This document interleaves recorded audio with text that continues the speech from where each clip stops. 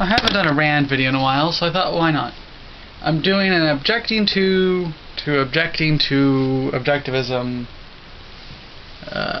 This is something that the atheist experience did several years ago when they objected to objectivism. Anyway, my problems with their counters. The video is in two parts, so this is going to be in two parts. First off, after she states sort of laws of logic, you know, like the law of identity, one of them says, well, those are all no-does. And I have to accuse Russell, I don't know his last name, of anti-intellectualism here. The thing is, when you do philosophy, or science even, you have to analyze everything and spell out everything to a T. You can't just assume that everyone agrees with what you believe on things like logic.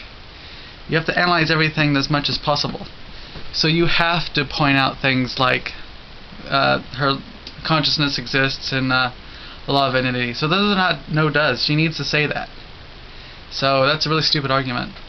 Also, the first part has just a huge red herring right in the middle of it. The whole talk of this Colburn Christian guy is complete red herring, and it's only there to poison the water. Well, it's well poisoning. So yeah, it's BS. And also, objectivism doesn't have like a list of rules that you have to follow. It doesn't have a whole lot of you must do this and you must do that, because it's just obvious basic stuff. It's not so much that. It seems like that part about how the man is an end in himself.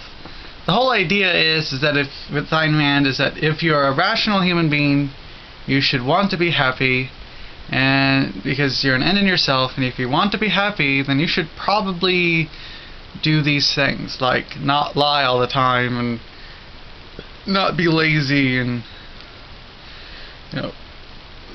you should do things like put reason and rationality over just feeling and emotions, and you probably shouldn't just have faith in everything. You should probably believe in objective reality, because that would totally leave the happiness. And very much, because her whole idea is that if you're immoral, it's just kind of the same thing as just being morally stupid.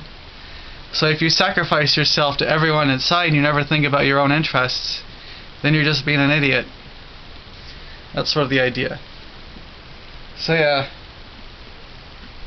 And also, they seem to be ethical relativists here near the end of part one.